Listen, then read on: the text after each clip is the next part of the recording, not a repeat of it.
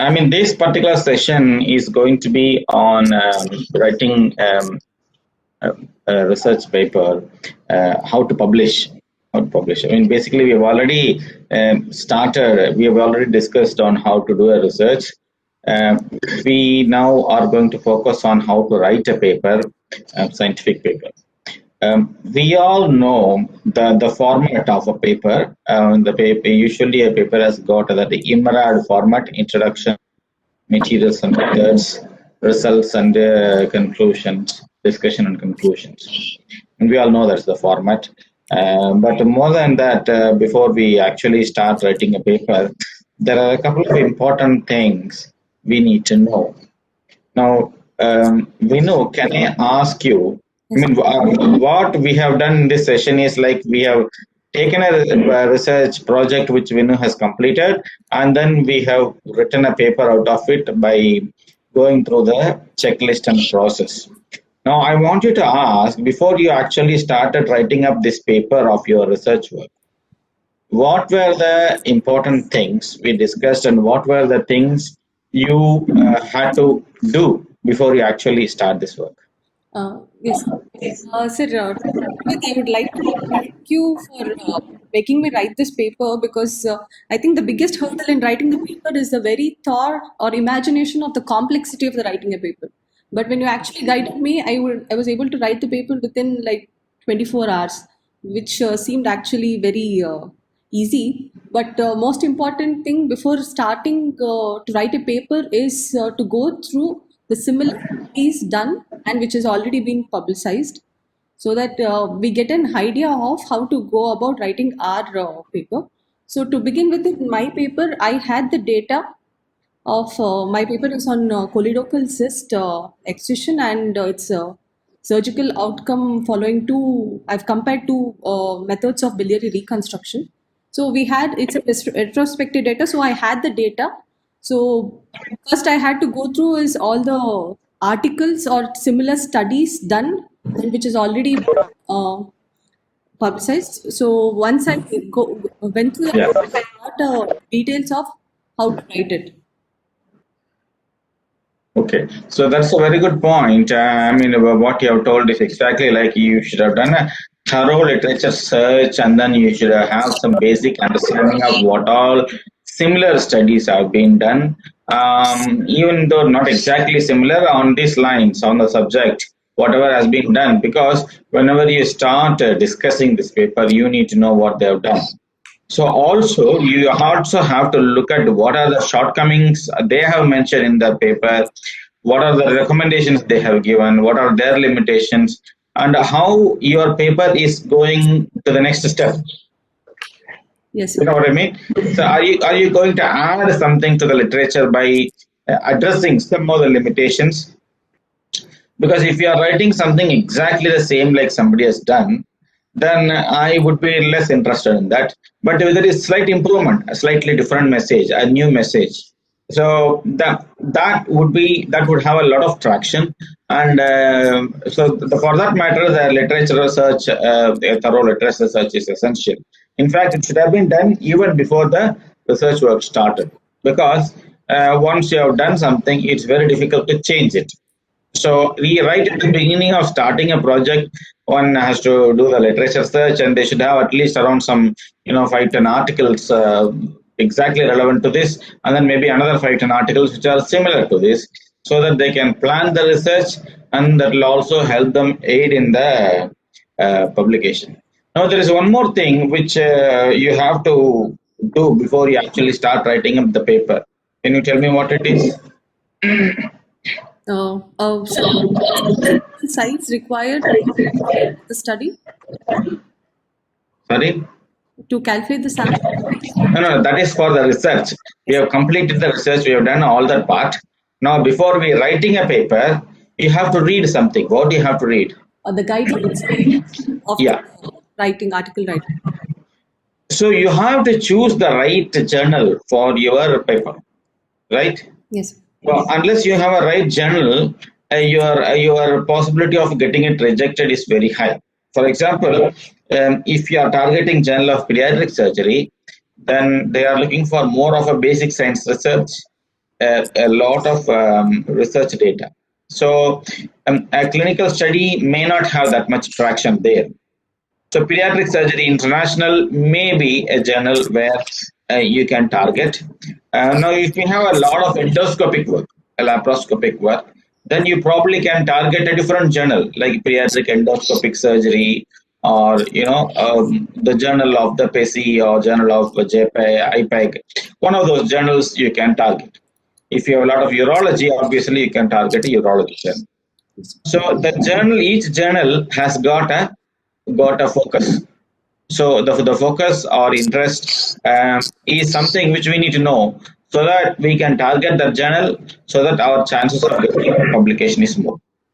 Oh, We also have to read the instructions carefully once you have chosen it, because it's important that whatever research you have done has to be in that format of that particular journal, yes, sir.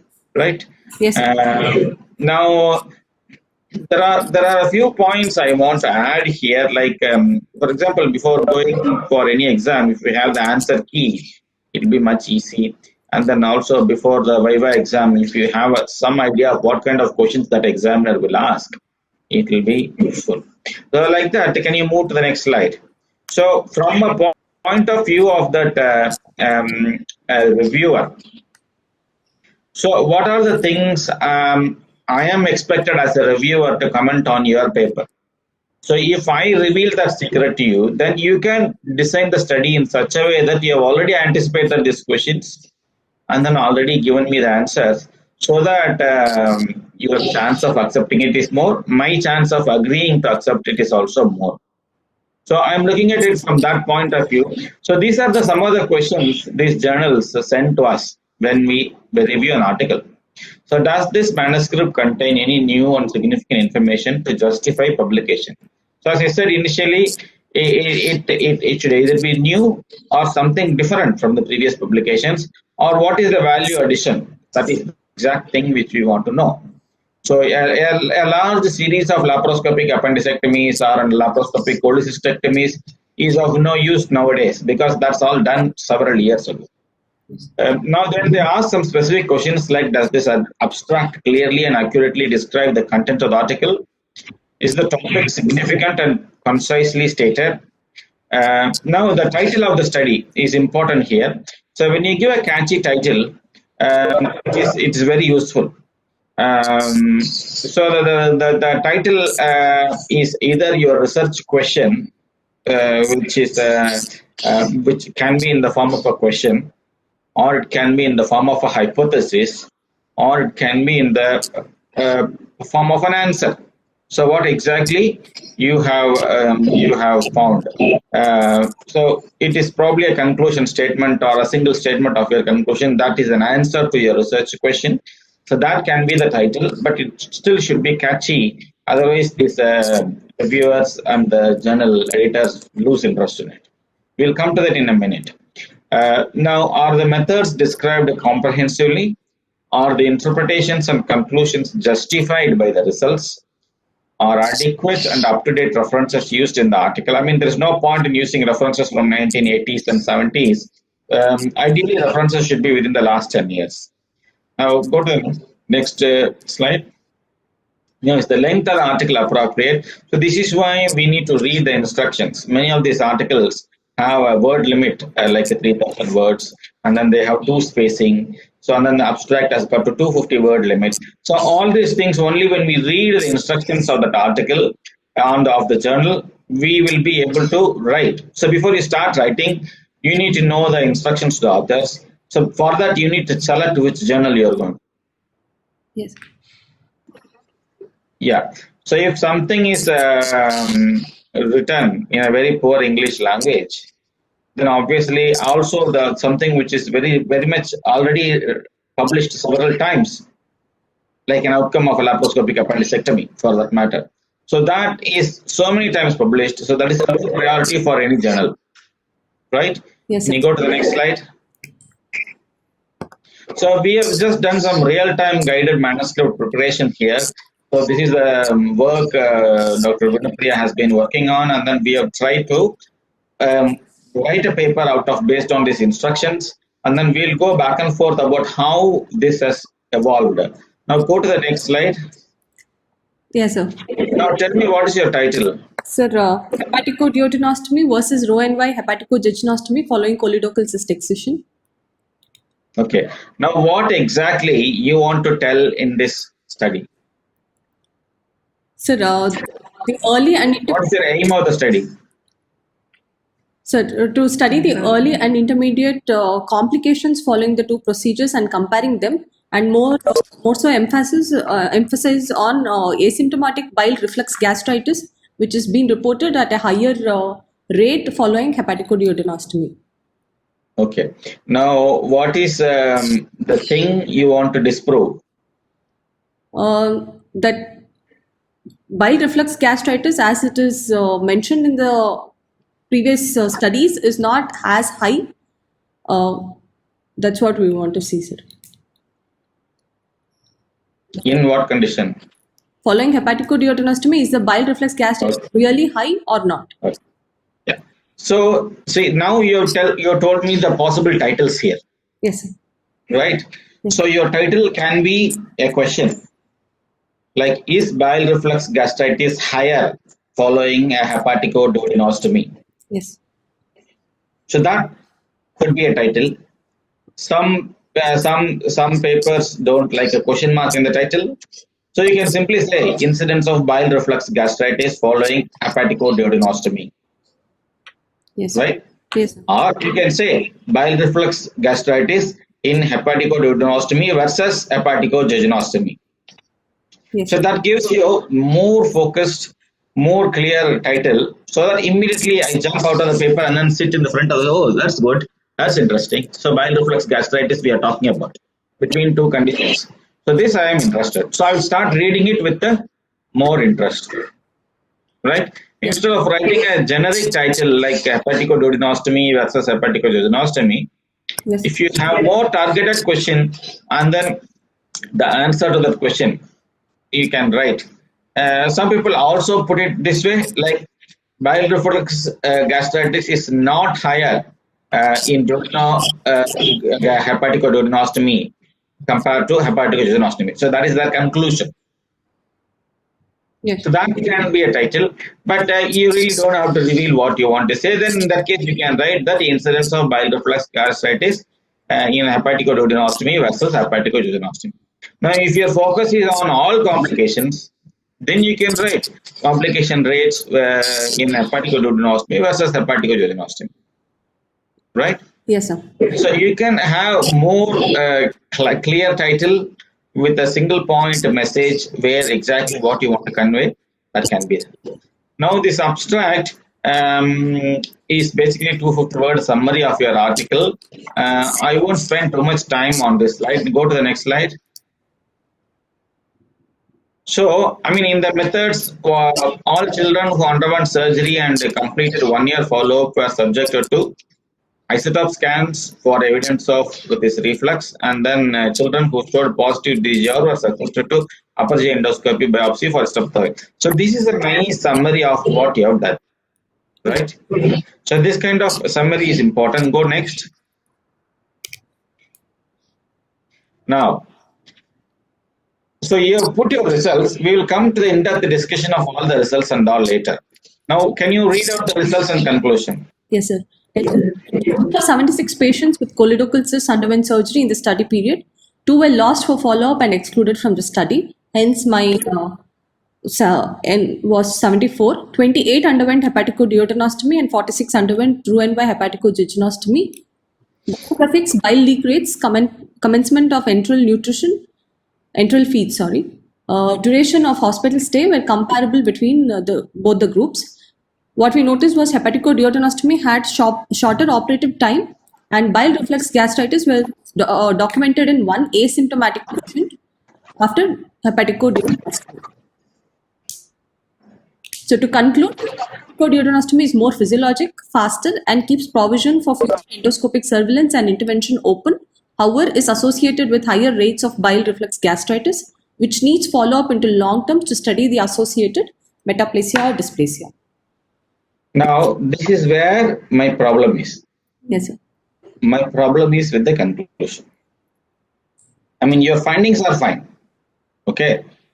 So when it comes to the conclusion, your conclusions cannot be an extrapolation or a viewpoint. It should be based on what you have found. So HD is more physiological, faster, keeps provision for future endoscopic, blah blah blah. I mean, those things are all can come in the discussion, actual discussion, which we are going to talk later. Okay. Okay. So that is the. So now you've written there is a higher rate of bile reflux gastritis, which needs long-term follow-up, and all you've written. Yes. Now, have you found actually higher grade of bile reflux gastritis? Yes, sir. It's 8% in my study. Is that significantly higher? It was not significantly higher because of the small size, probably sample size. But compared to the other studies done previously, it is higher. But between the two groups, it is not significant.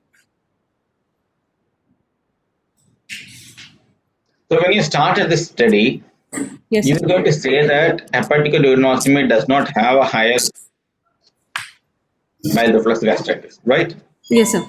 So now you change the conclusion, or the conclusion is the other way around, not exactly like what you thought, Yes, sir. Different. right?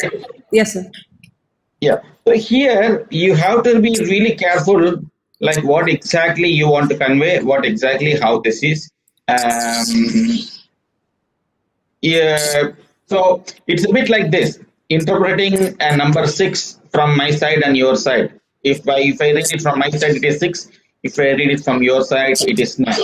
Yes. Right? So when you interpret something, you have to interpret exactly the way you are. You get it from your results. Okay. Okay. We'll come to this discussion in a more detailed manner. So this is where the problem is. Anyway, we'll come to that. Go to the next slide. So as a reviewer for the abstract, these are the questions. All the details in the abstract consistent with the results section in the manuscript. So this is what we will be asked. I mean, I have my own doubts over here. Anyway, we'll come to that later. Is all the information in the abstract present in the text? Yes. And then call the statements, the conclusion again, are the statements supported by the results from the study? So these are the questions they ask.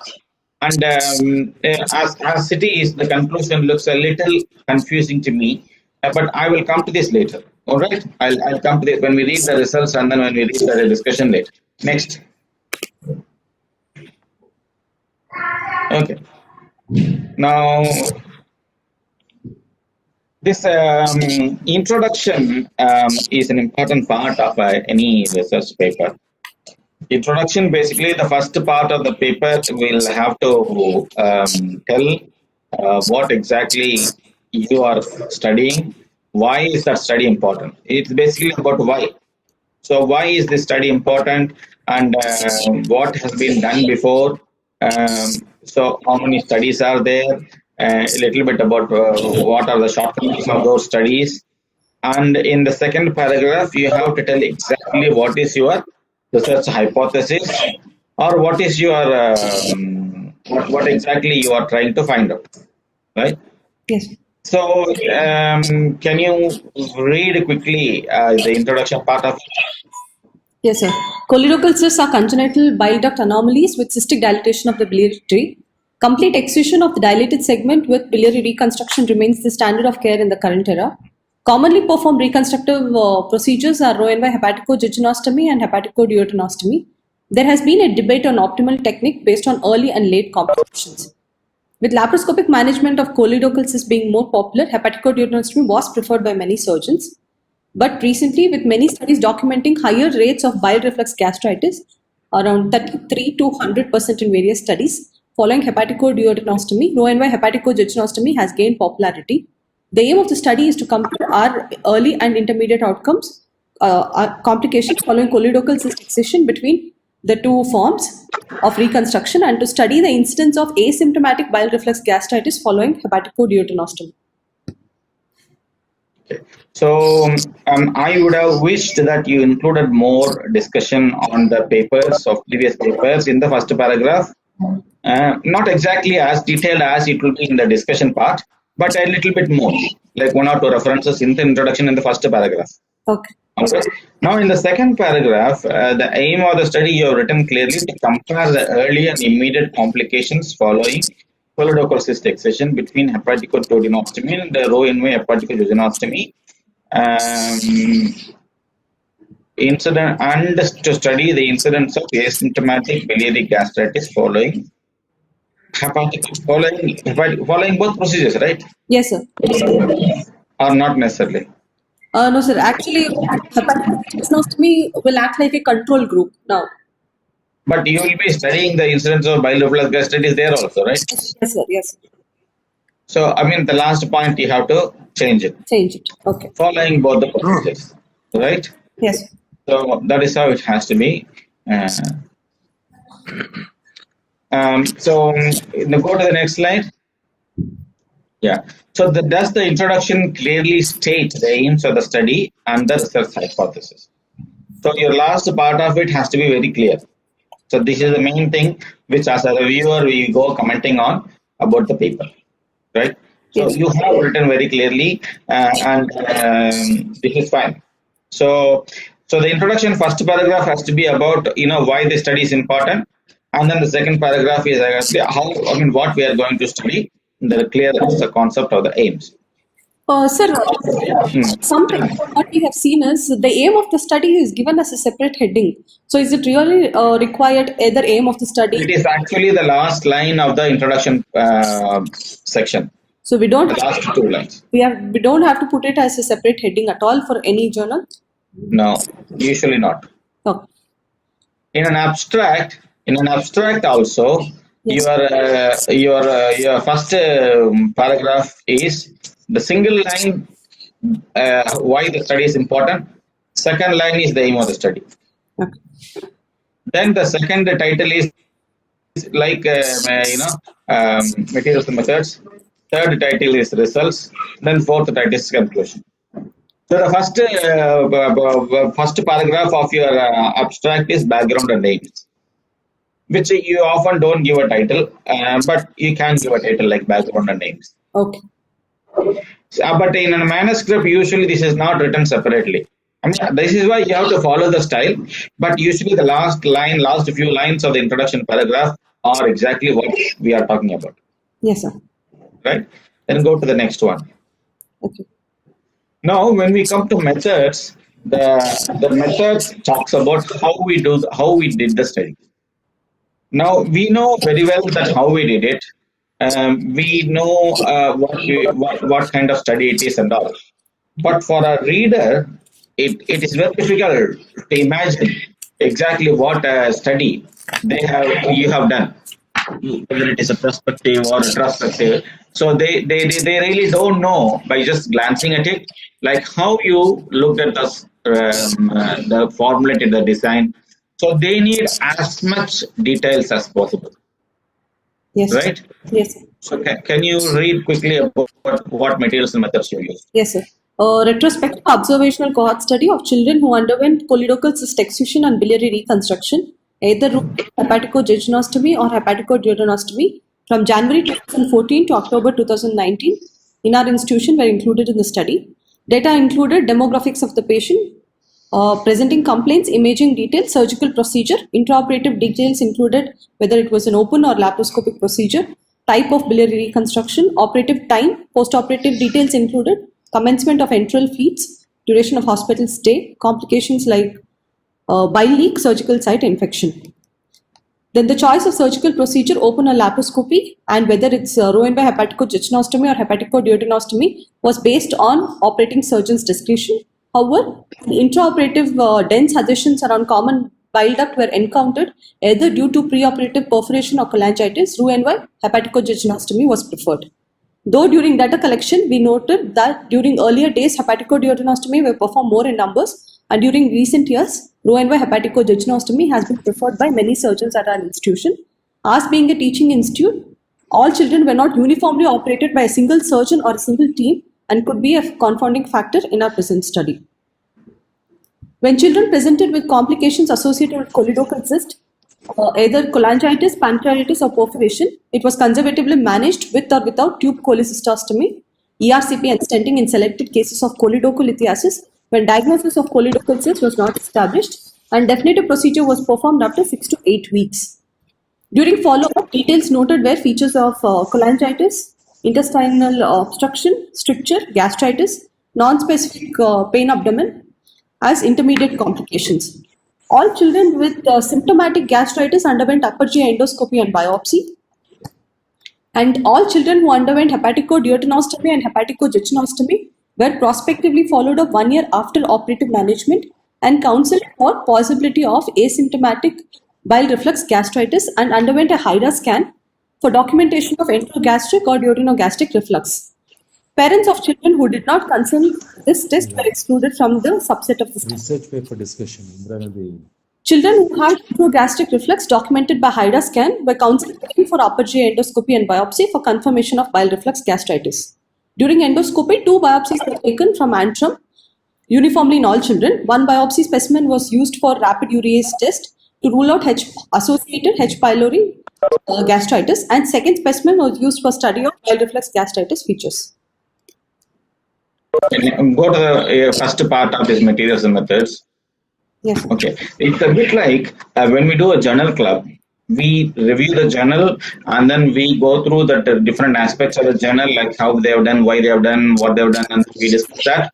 Like that, we should be able to critically analyze what we have written and then improve on it ourselves, so that the reviewers don't have much job to point out things, right?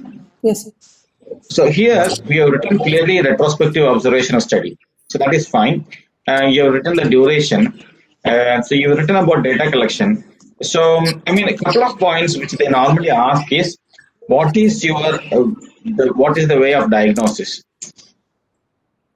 Okay. So how are these patients diagnosed? What is your management protocol? They often ask this question. What is your management protocol? So at this point, it may be okay if you just write a small figure 1 showing a flow chart of, like, patient presents with whatever symptom. Then they go for this particular diagnostic investigation. Then this particular investigation is done. Then the patient is taken up for surgery after for whatever perioperative antibiotics or whatever you can write, whatever, right? So that kind of your management protocol, how they present,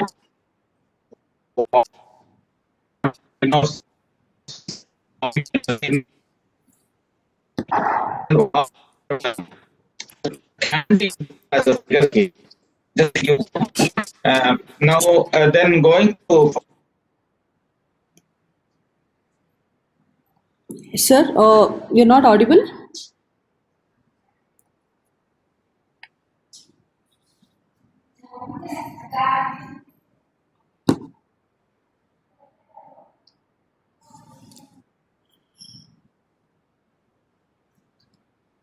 Oh, hello, sir.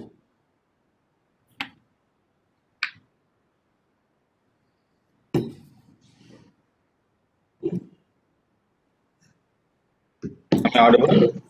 Sir, audible, sir. Yeah. So so we are comparing here 2 procedures. So the important thing is, patient, they will ask, although it is a retrospective study, how did you allot these patients between 2 groups? So you have written here, based on the operating surgeon's discretion, that is one point of selection bias here. Yes, sir. Okay. So that is something which you can actually include in the limitations, but this is what you have done. So that is one thing. I mean, if this is a major problem with the reviewer may say that this paper is not acceptable because they don't have a clear protocol of selecting the patients, right? Yes, sir. So I mean, we have upfront mentioned it. So that is something which they will definitely ask if you don't mention. Now, data collection was noted. Hepatic did not perform more numbers in the recent years. That's all fine. I mean, the numbers don't have to be equal. On our being teaching institutes, all children were not uniformly operated by a single surgeon. single team, which is also fine. I mean, it happens typically in many centers. Next. Now, in children presented with the complications associated with colorectal cyst, cholangitis, pancreatitis, perforation, considered to manage without the ERCP standing in case as well. Okay. So during follow-up, details include were cholangitis, intestinal obstruction, stricture, gastritis, non-specific pain abdomen, etc. All children with the symptomatic gastritis underwent apogee endoscopy and biopsy. So that means a group of children did not undergo apogee endoscopy and biopsy. Yes, sir. They underwent HIDA scan and then only if it showed positive results, underwent apogee endoscopy. So in that case, you should change this line. Yes, sir. All children underwent HIDA scan and those positive underwent apogee endoscopy and biopsy. In addition, symptomatic children also underwent apogee endoscopy and biopsy. Sure. Okay, next.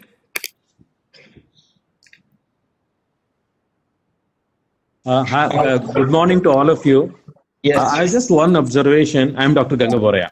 Yeah. I think in the write-up, it is not appropriate to write in my study, in our study, in their study. I and me, my, our, better we should avoid it. Sure. That's a general guideline. Yes, sir. But how do we refer it to them then? In this study, in the Okay, present, yeah. in the present study is fine. Yeah, Fine, Yeah, sir. in the present study is probably better word throughout. yeah. Because Yeah. you, my, me, I mean, it indicates in, I think, the direct thing. So better we put it as in the present study. Yeah. Okay, sir. Fair enough. Fair enough. So you followed them up for 1 year after operative management No. and counseled for possibility of reflux. So underwent HIDA scan. So this is what I meant. This comes as a figure 1. Like, how you selected the patients, then how you followed them up to 1 year. Then that can be a flowchart like figure 1 where the preoperative, intraoperative and postoperative protocol is there. Yes, sir. So that figure 1 very clearly describes about how you have managed your patients. It is also quite educative for the youngsters if you include a figure 1 there. Okay. Sure. So underwent HIDA scan and then if they those who had intragastric reflux documented by HIDA scan are counseled for apogee endoscopy. And then 2 biopsies from antrum were uniformly taken in all children and 1 biopsy has been used for rapid urination is wrote helicobacter pylori. So this is all fine. So you have a clear-cut method of how you have done it. So this is very important to be described because if you simply say that presence of bile gastric reflexes, we will immediately jump and then ask you how you diagnosed bile gastric reflux gastritis. Okay, so how exactly you have done the test. I mean, there are studies who have done endoscopy in all patients, Yes, sir. right? Yes, sir. So there are previous studies where the endoscopy has been done in all patients, 1 year follow. But you have taken it like do a HIDA scan first and then go to endoscopy if necessary. So you probably can add a paragraph in your discussion like why you have taken this approach. Yes, sir. Okay. Later on, I mean, I'm just telling. Like in the later on, you can tell that our reasoning is like this. I mean, endoscopy being a quite an invasive procedure and needing something very close to IV sedation, we probably thought that HIDA scan is an easier way. I mean, you can justify it, right? Yes, sir. Oh, Yeah, that so there is a question like this study, though the data collection was retrospective, now whatever is subset of the study, what we are doing is kind of prospective. How do you put the study design as? How do you put the label as? No, even a retrospective study should have a management protocol. An institution should have had a management protocol about how you have done it. I mean, you are very clear in telling exactly what you want, and you write it down as a protocol. That is fine. Yes. But if you didn't have a protocol at all, then a retrospective study straight away goes to the bin. Okay.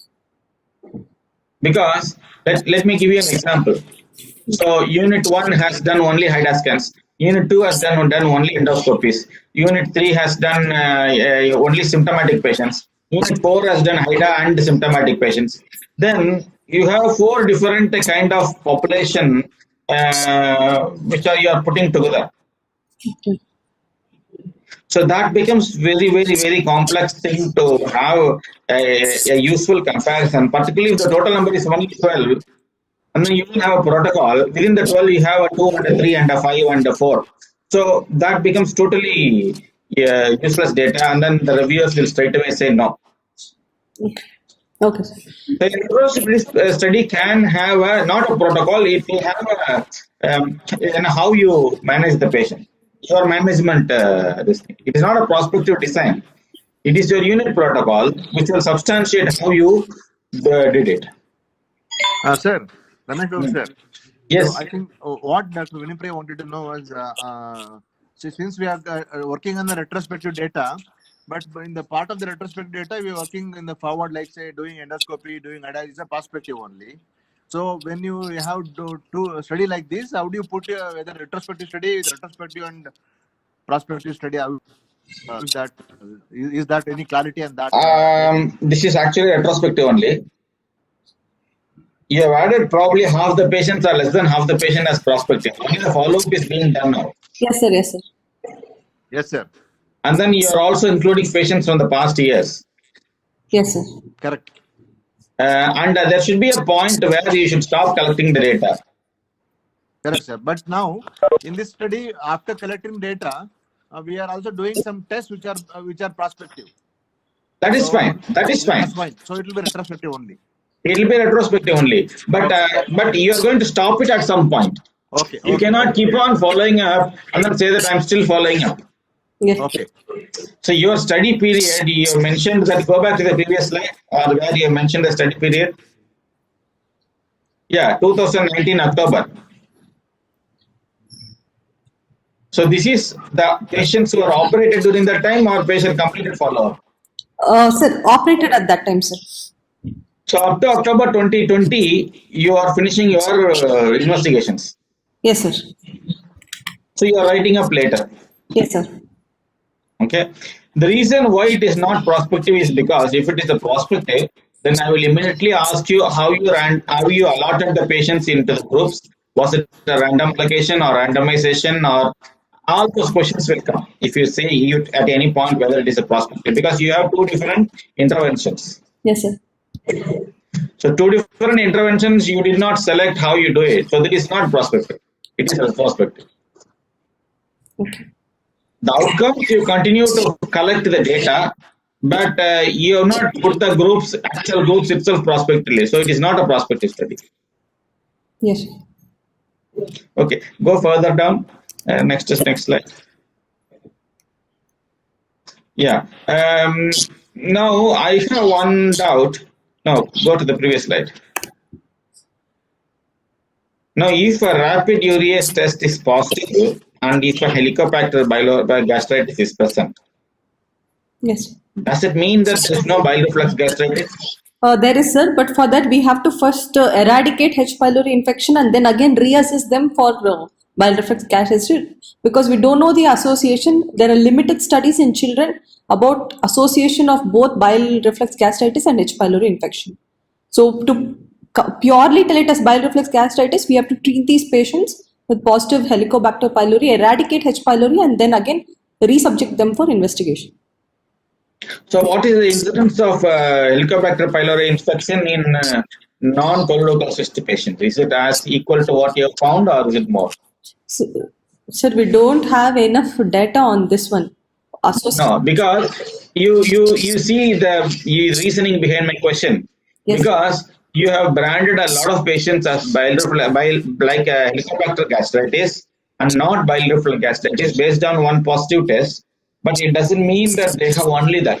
Yes, sir. That's yes. Yeah. So you think about it and then have an answer when the viewers ask it. Okay. Right? Okay. Go to the next slide. Next slide. So in the materials and methods, these are the questions the reviewers usually are asked. Was an IRB approval obtained, ethics committee approval? Is the study number provided? Is the design of the study clearly described and sufficient details to permit reproduction of the study for the research question?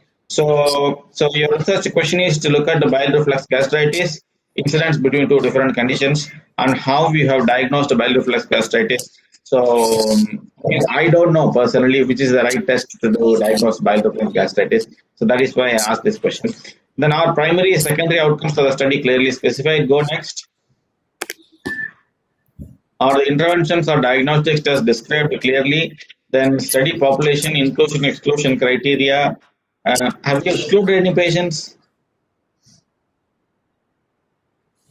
Sir, hello. Have you excluded any patients? Only who have lost to follow up. Okay, but you have mentioned that, right? Yes, sir. And your inclusion is all patients during that period. Yes, sir. You have not included only unit 1 and 2 patients and excluded unit 4 patients like that, right? No, sir. No, sir. You have included all patients. Okay. In the sampling process sufficiently described to allow for reproducibility, then are the sample size we have not done, No, sir. right? Okay. Are the duration of follow-up and testing clearly described the sufficient length and detail to address the research hypothesis? Duration of follow-up. Okay. So, I mean, 1 year follow-up is what you have written. Sir, minimum. Is that enough, or is it what usually people do? Sir? Is that enough? 1 year is all studies do they happen? Yes, sir. 1 year is sufficient. Madam, I have a question here. Yes, sir. Are the what is that? Here in the first in the slide, the intervention, I suppose I'm not able to see that words clearly. You're given the grading as disagree 1, agree 2, and strongly agree 3. What is the criteria for this? Do we have to rejoin or not yet? Probably 1 or 2 minutes. Okay. So after 1 minute, we will rejoin for this, right? Yes. I mean, the last question is like 1 year. Is that enough for bile reflux gastritis? Yes, sir. Sufficient, sir. Okay. So I mean, these are the questions the reviewer has to answer after reading your article, right? Sir, sir had a question. Are the interventions or diagnostic tests described clearly? On what basis do we actually disagree, agree, or strongly agree? Yeah, what is the basis for that? Which one? Disagree, agree, strongly agree. This is based on the understanding of the paper on reading it. When the reviewer reads this paper, he is convinced, he agrees to that this paper describes everything very closely. For example, I asked you this particular question, like this bile reflux gastritis, is this the only way to diagnose? And then if the H. pylori test rules out a bile reflux gastritis. So these are the questions which the reviewer has to answer, but they don't have to answer exactly here. Okay. They can answer in the comments box where they will ask you further to clarify on this point. Whatever I am telling you, they will be typing in free word to type. So the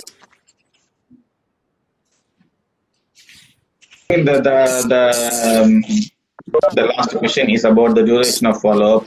But as I said, I will like to write a free comment about whatever we have discussed. I will be typing those comments, and then that will come to you later on as the reviewers have asked to modify these comments and answer this following comments. So you will get these questions as what you have to answer later on. So you will get all these questions which I am talking later if I get to review this paper. Right. When we answer back to these comments, do we have to give again a literature backup? It's not literature backup. You have to defend your study. So like how you defended now, right? You told me various points. Yes. So those points you have to tell. Now there are certain situations where you may have to add. For example, I told you to add a figure 1 of a protocol. Okay. So you should say that yes, I have added a figure 1 saying exact protocol. Okay.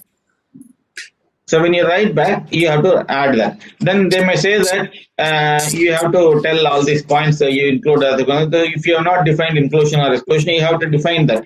Okay. And then you have to tell which page number, which line you have added that. Okay.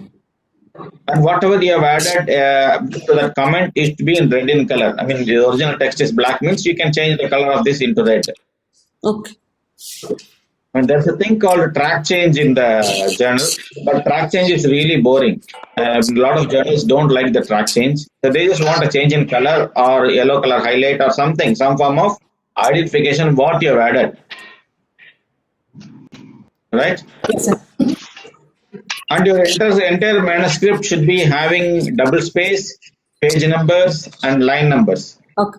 So when you reply to the reviewer, you have to say that in page number 3, line 112 to 113, we have changed this content, Okay.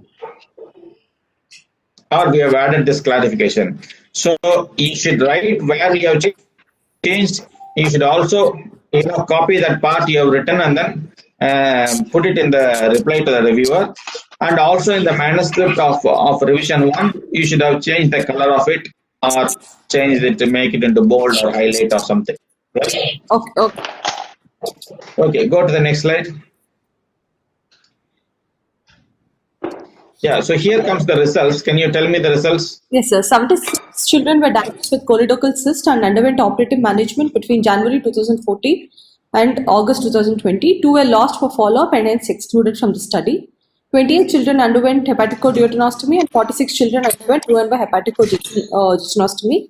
Table 1 demonstrates the demographic data of age, sex, follow-up period between two groups which were comparable.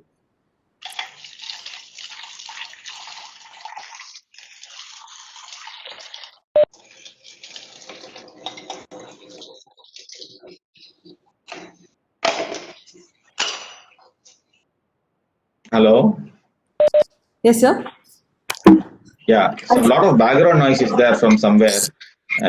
Okay, I'll just check. Sir. Maybe Dr. Savji can mute. Yeah, that's it. Yes, okay, sir. next. 28 children underwent hepaticoduodenostomy, of whom 14 an open procedure and 14 laparoscopic. However, 3 required conversion to open technique due to technical difficulty. 46 children underwent hepaticoduodenostomy, of which 33 underwent open procedure and 13 laparoscopic. And where a row loop was created extracorporeally, but 5 were converted to open surgery due to technical difficulty. The mean operative time in open surgery was 187 minutes in HD group and in HA group 30 minutes and was statistically significant. Mean operative time in laparoscopic surgery was 260 minutes in HD group and 300 minutes in HA group and was statistically significant. Whenever you write mean in the bracket, there should be a standard deviation. Yes, sir. Next. See, madam, without standard deviation, you cannot completely describe the data. No, sir. I have calculated. I have not stated it in the results. Yeah, no. Even in the description also. Yes, sir. The standard deviation always should go with mean. Okay.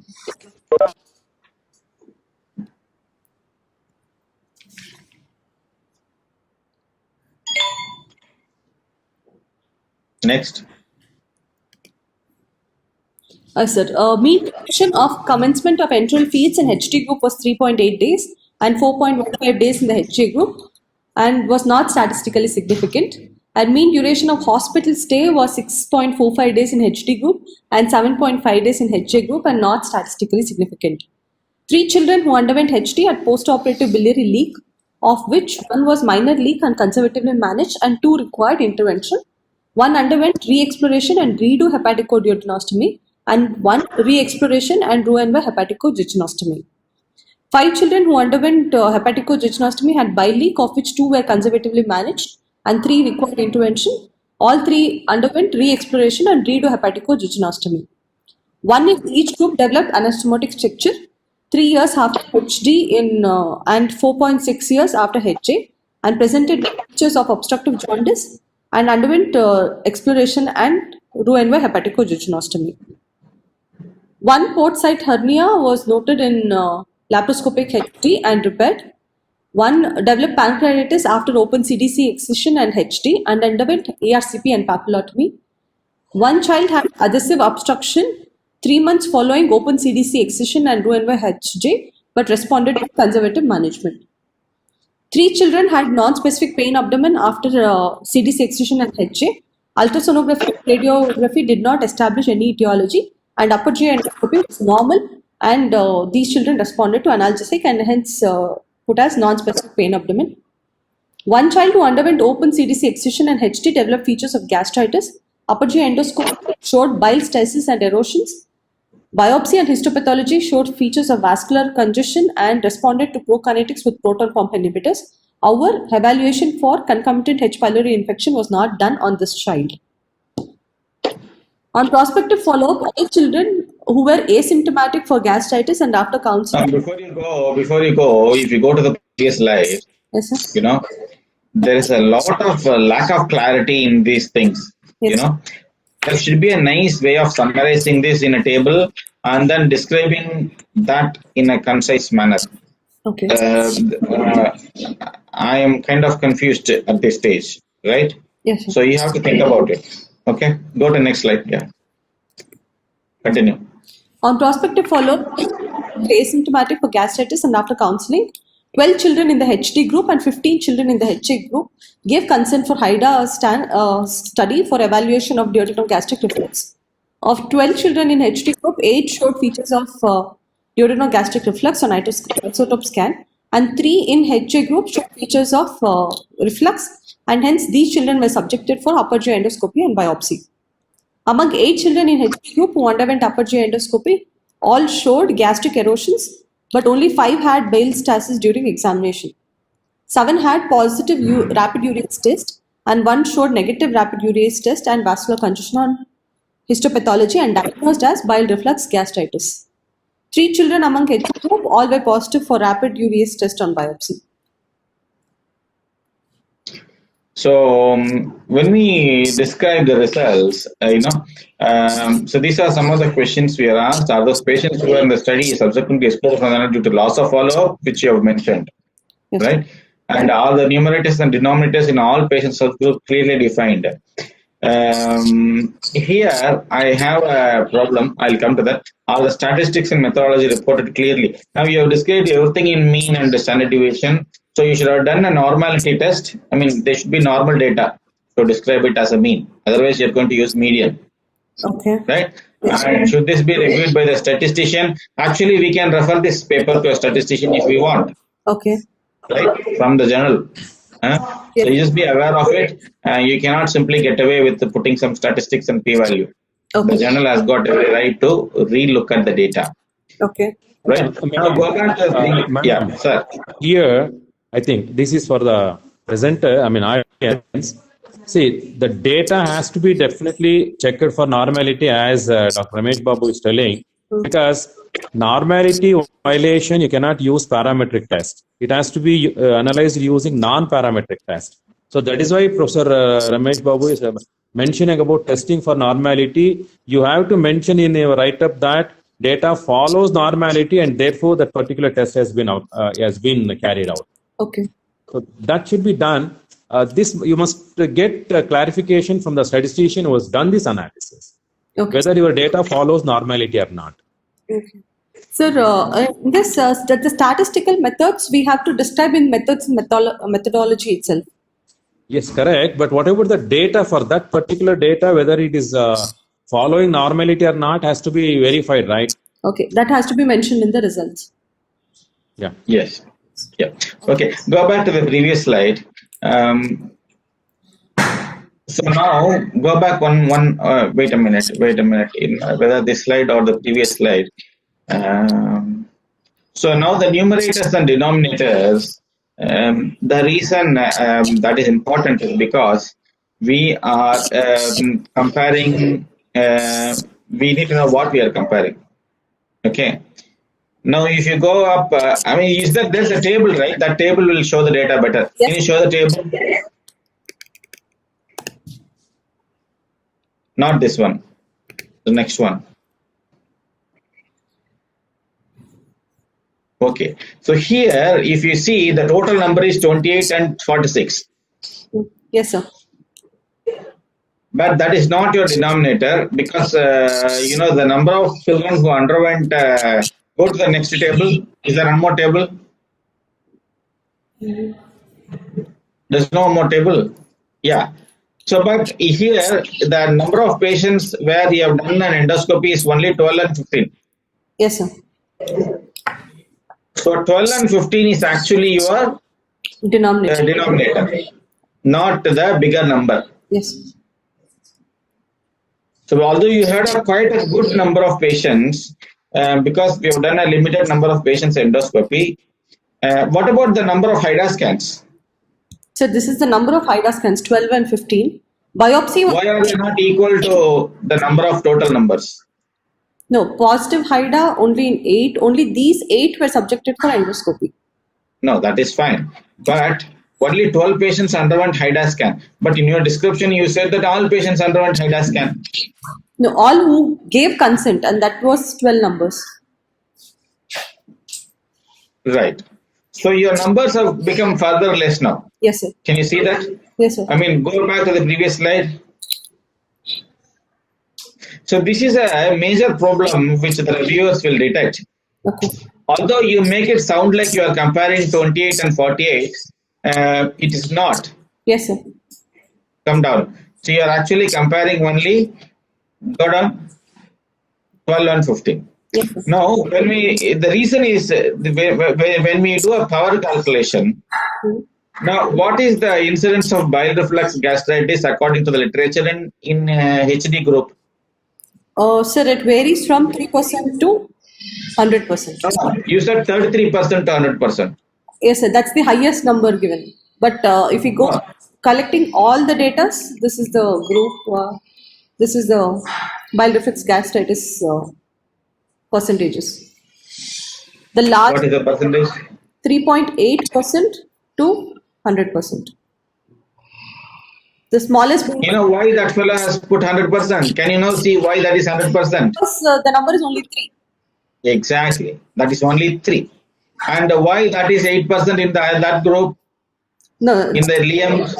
in Because they have 238 patients. yes, sir. Can you see? Can you see? This is the importance of the power calculation. Okay. So this is the point I was trying to make. In your previous slide, go back to your slide now. So when you are comparing, you also have 12 patients only. Yes, sir. So you are likely to be having a problem with your power. Okay. This is because you didn't do HIDA scan in all patients, or all patients did not consult. Yes, sir. I mean, consent for HIDA scan. Now, what is the incidence of bile gastritis in HJ group? 0, sir. 0. So you are basically comparing 0 with a 33. So to show the difference, you probably need some kind of numbers, like 100 in one side and then maybe 100 in other side. But you have only 12 and 15. So that will be the reason why you are not getting a significant difference between these two groups, Okay. right? Yes, sir. So that kind of results are going to be a limitation for this study getting published, because the reviewer will find that there are bigger studies which are properly designed and done, and they have shown this kind of results, and your study is relatively less numbered, and then they may say that it is not enough to publish. Okay. So for an Indian standards, for an Indian, like comparing with our peer groups of colleges, this is a wonderful study. You have done a lot of data. You have got a thing. But when you come to writing it up in an international article, it has got some misgivings, some shortcomings, Yes, sir. right? So that you should understand. So you should not get disheartened when the reviewers say that this is they have done a beautiful study and they have rejected it. Yes. But there are reasons for it. Okay. So I have a doubt. So now because my reference articles, because the numbers vary so much from 238 to as small as 3. Now, how do we calculate the sample size required to authenticate my study? No, you don't go by this. There are some meta-analysis on this particular study. Yes, Have sir. you put a table? No, in the meta-analysis in that the bile Yeah. gastritis was 5%. In which group? HD group. In HA it is 0. 0. So that is what you should use. Okay. That is what you should use. So when you come to your description also, like go back up your slide, your table. Okay, so now you have got 8 patients with the positive HIDA scan. Now coming to about the numerator and denominator, we are comparing here 8 by 12 and then 3 by 5, and that looks significant here, borderline significant here actually. That is because of what reason? Why there is 8 positive in HIDA scan? That is because of H. pylori, right? H. pylori or primary? So why should H. pylori be more in HD group? Is there any reasoning for that? No, sir. Because even HJ patients can have H. pylori. Why are your patient with HD having H. pylori? No, both of them have, sir. In this, all Yeah, why is it significantly more in HD group? we don't know the We don't have an answer for that, right? yes. Yeah. Now go back. One slide up. One slide up. Not this one. One slide down. Not here. Go back up. One more up. One more up. Yeah. Here you've written that in 5 patients had bile stasis during an endoscopy. Yes, sir. So what do you consider about that? I mean, 5 patients among 8 had bile stasis. So don't you consider them as a bile reflux? No, sir. Bile is another because of endoscopy itself can induce some amount of bile reflux. That's what studies have shown. And mere presence of only bile does not or tell that it is bile reflux gastritis. We need an endoscopy and biopsy confirmation for it. I'm sorry to be so picky, Yes, sir. but these reviewers are exactly like this. Okay. Most of them are retired professors. They have the entire day for them to read your paper, and they probably will write a bigger comments than your paper. Okay. I have received 5-page comments for a 4-page article. So this is a real time problem you have to face. Okay. So I mean, you should take it positively. You should improve on your paper and then submit it to the next article or to the same article, same journal. Okay. But it really happens. It happens. They read really well. They ask all these questions and then they make you rewrite. I mean, their job is only to make the article better or address all the questions and then ensure that the journal's reputation is maintained. So they are no way against your publication or anything. They sincerely want a good quality paper for the journal and for you. Yes. So you should take it up in a positive way and then improve on all those comments. And then go to the slide what we were discussing the last table. Yeah. So this shows that 1 bile reflux gastritis on biopsy, 0. So 1 out of 12 and then 0 out of 15 you are comparing. Now you are saying that is not significant.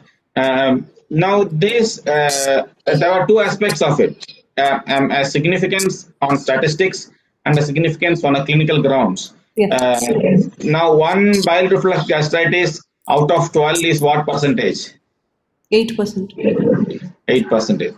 So you are going to say that our incidence of bile reflux gastritis is 8% based on, and it is comparable to the meta-analysis which has shown 5% incidence in the larger study, right? Yes, sir. Probably that is what you are going to discuss. Yes, sir. But you probably also have to mention that you found 5 patients bile reflux gastritis, and there is a higher chance of H. pylori gastritis in this group. We really don't know why there is a higher chance of H. pylori gastritis in the HD group. Yes, sir. Has anyone else found that H. pylori gastritis in this group? No, sir. Study. So why did you I mean, has anyone done H. pylori test at all in these groups? Yes, sir. Not following a surgical procedure, they have studied with primary duodeноgastric reflux and H. pylori association. In adults, definitely they have varying reports of either positive correlation or negative correlation, but in children, they have not found any correlation. That is only one study from Turkey. You have to discuss with a medical gastroenterologist to find out the reasoning behind it. Okay. Right now, you have presumed that by presence of H. pylori is not a feature of a bile reflux gastritis. Okay. What if I say that a bile reflux causes more H. pylori infections? Okay, sir. It's there, sir. Yeah, so I mean that kind of questions you have to think about it. Yes. And as I said, like how you interpret your results. Like if I see the 6 from my side and the 9 from your side, that is totally, like, possible. You can get it wrong when you are interpreting your own results, whereas the reviewer will interpret it differently. So that you should be aware of it. I mean, in here, I mean, positive HIDA scan is there, significantly higher.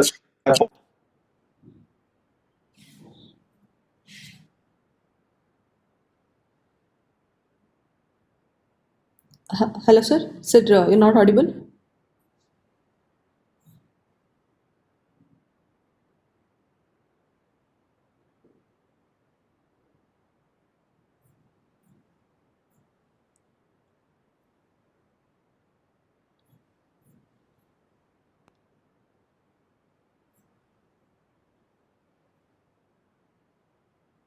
Hello, sir. Yeah. So is that right? I mean, did you hear what I said? No, sir. You are not audible for. There were two kind of conclusions possible based on based on the second row. We can say that HIDA scan shows a significantly higher incidence of positivity in HD group, Yes, sir. or we can say that there is no significant difference on endoscopic findings in HD group, but this could be described because of a poor small numbers. Okay. So there are two different kind of conclusions possible from the same table. Yes, sir. Okay. So go to the next slide. Next slide. So this is what I mean in the previous slide. So that the tables and figures, are they easy to read? Do they add value to the manuscript? Then go to the next one. Okay, I don't want to go into the discussion. Go to the next. Next. Okay, no, go to the previous slide. You read it out. Sir, our early and intermediate outcomes following hepaticoduodenostomy and hepaticojejunostomy are comparable with other studies. However, study by Shimoto Hara and Takada showed higher rates of biliary reflux gastritis, that is 33% and 100%, but had smaller sample size and confounded by not ruling out associated H. pylori associated gastritis. Okay, next. Complications of adhesive obstruction were uniformly high in hepaticojejunostomy group in all the studies. Next. Limitations of our study being the retrospective study design, small numbers, confounded by variability in operating surgeon or team, and lack of long-term follow-up. Next. Yeah. So in general, the discussion has got 3 sections. The first section should state the relevant findings of your research. Okay. Then the second session should address the findings in context of other studies.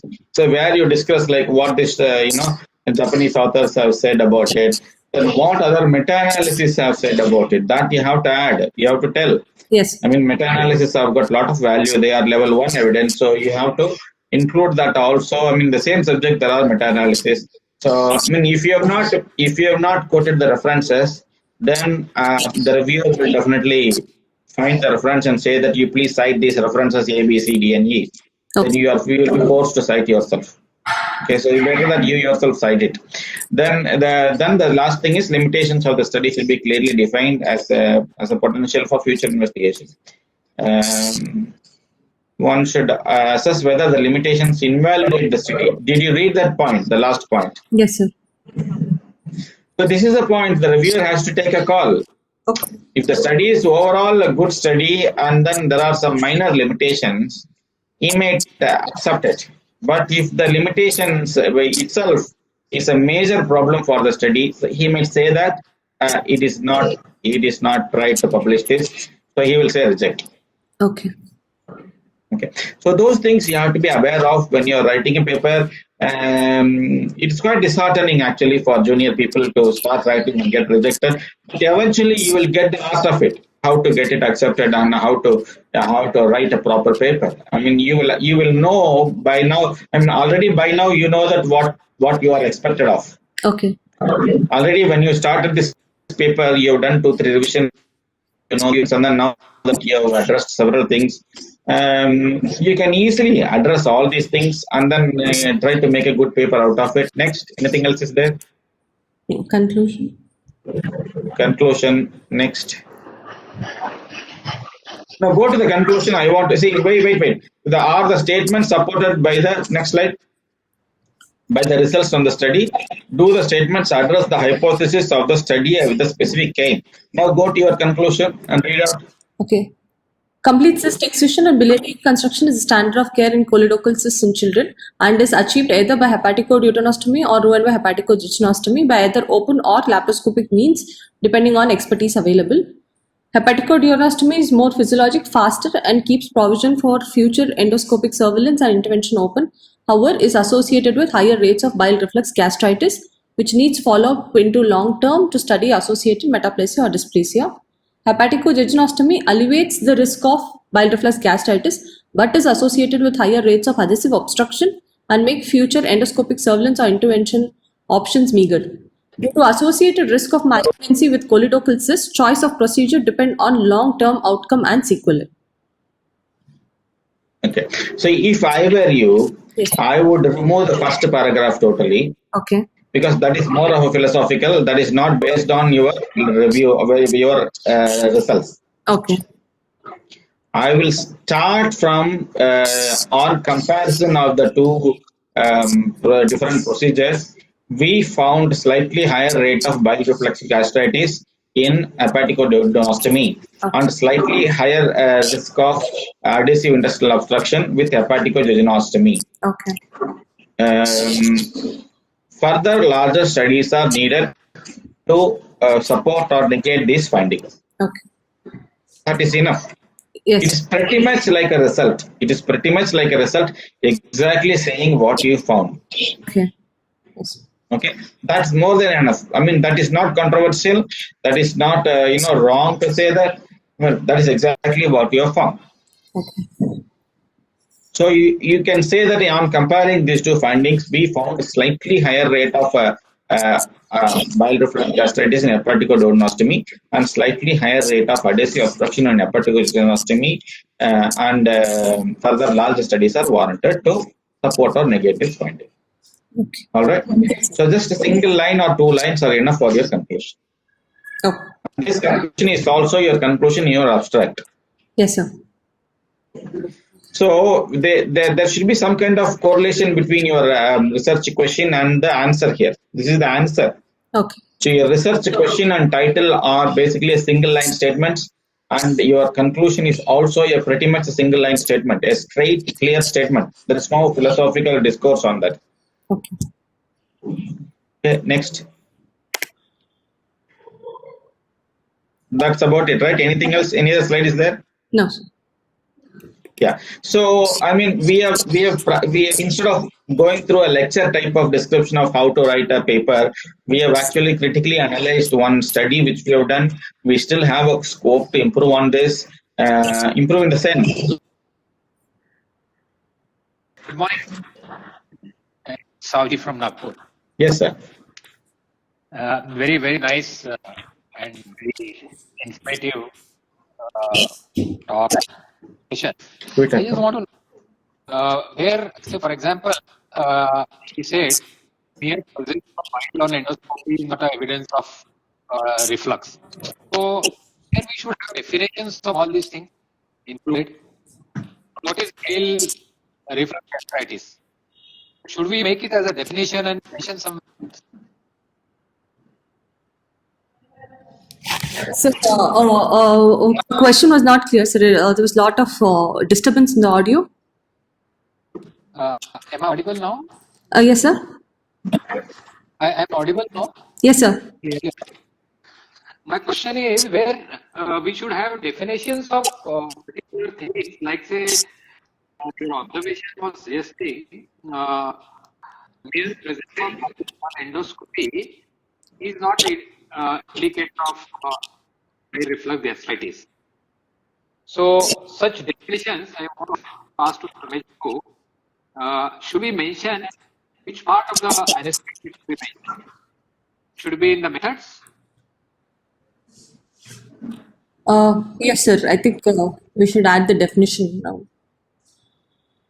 So we need to have clearly. So what is the definition of bile reflux gastritis?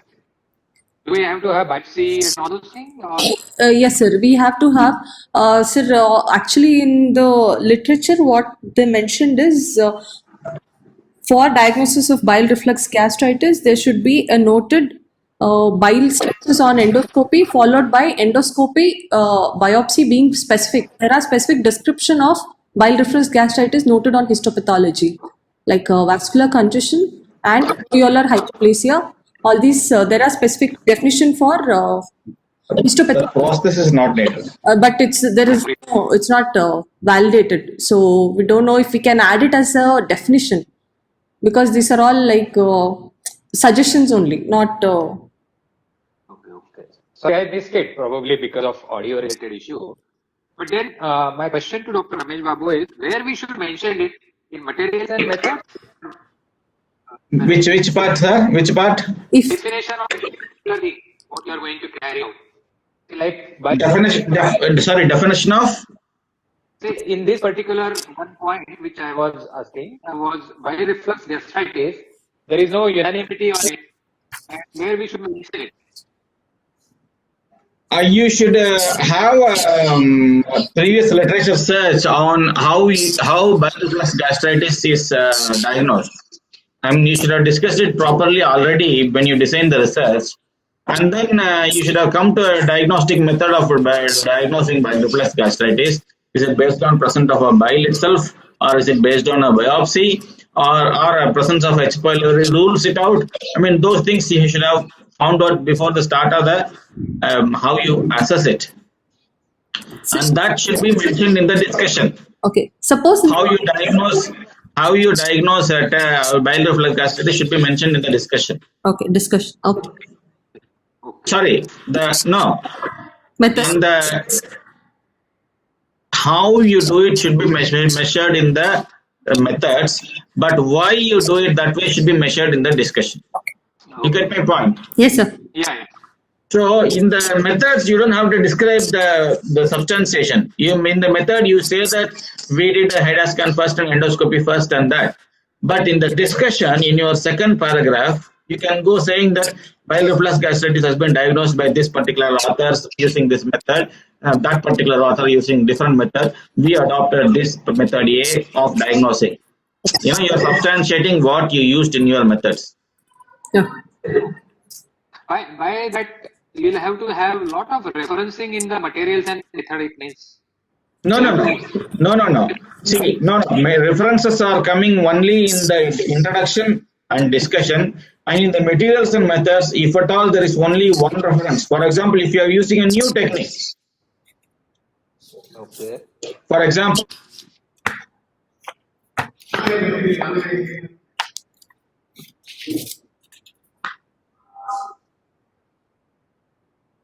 You are not audible, sir.